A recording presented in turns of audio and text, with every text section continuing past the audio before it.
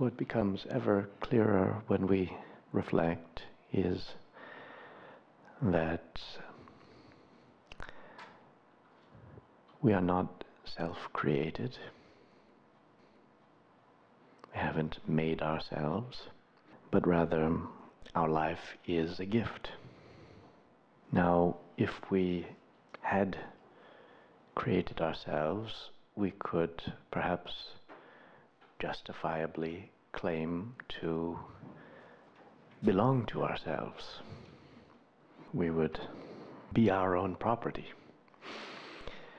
And yet we know this isn't true. We haven't created ourselves, and therefore we must conclude we don't actually belong to ourselves. We belong to the one who has made us. And that really changes everything. It's a fundamental shift in our whole attitude toward life. We do not belong to ourselves, we belong to the one who made us and who sustains us. And we know that the right response to a gift is thanks. And when we open our eyes and see how abundantly we have been blessed, which means that we cease to recite the litany of our woes and grievances and complaints and grudges, then the world lights up anew, and everywhere we look we see blessing upon blessing. We're overwhelmed by the magnitude of providence.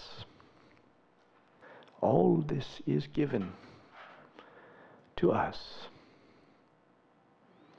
none of which we have somehow deserved. It's all grace, a cascade of grace, endlessly flowing from the source of all.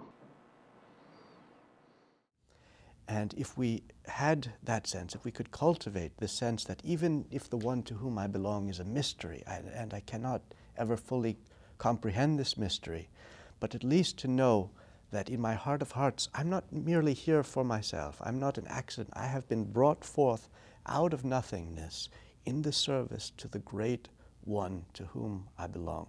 That orientation then becomes the basis for a life which becomes a meaningful life, and it informs all of one's choices and decisions.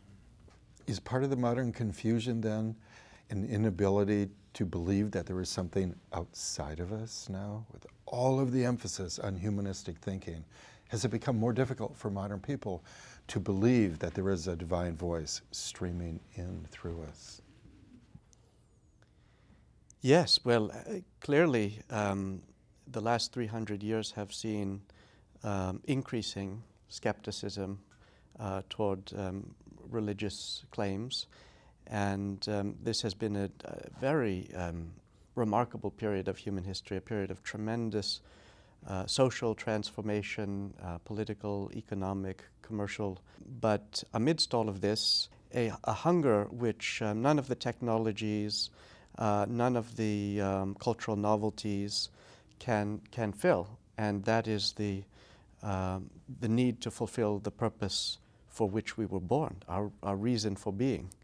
And religion points to that vocation, that sense of belonging, and all too often, however, the religions too narrowly focusing on matters which become conflictual and are approached through a mentality which is filtered through political institutions and personal agendas, they lose the whole gist of revelation. So what's so wonderful now is there's a chance for the religions to renew themselves by recognizing one another, recognizing that they're all parts of one global lineage of remembrance.